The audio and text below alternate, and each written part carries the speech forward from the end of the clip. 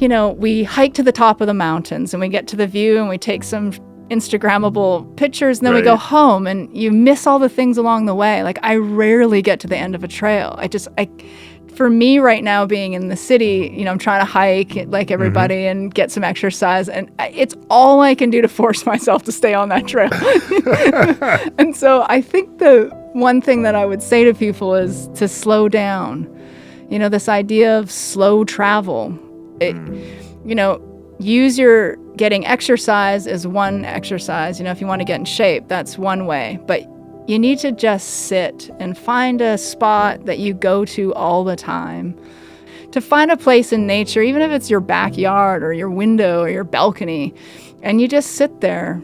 Just sit there for 20 minutes is about what it'll take people. It's a lot easier or quicker the more you learn your area, and animals respond to you differently, as you know. The first 3 days when you're on a hunting trip, you're all over the place, and animals are like running. Every bird is like, hey, they're coming through. And then eventually no one's not caring about you, but they're like, oh, hey, yeah, they're there. It's not a big deal. You've let go of all of that chatter in your mind, which is what scares animals away.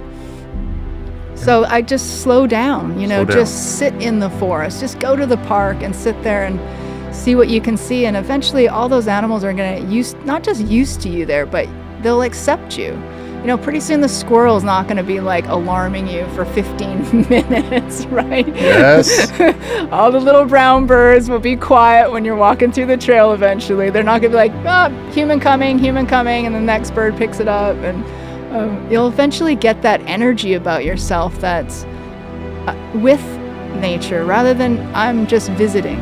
And that's what I want to teach people, is how to become not just a visitor to the wild spaces.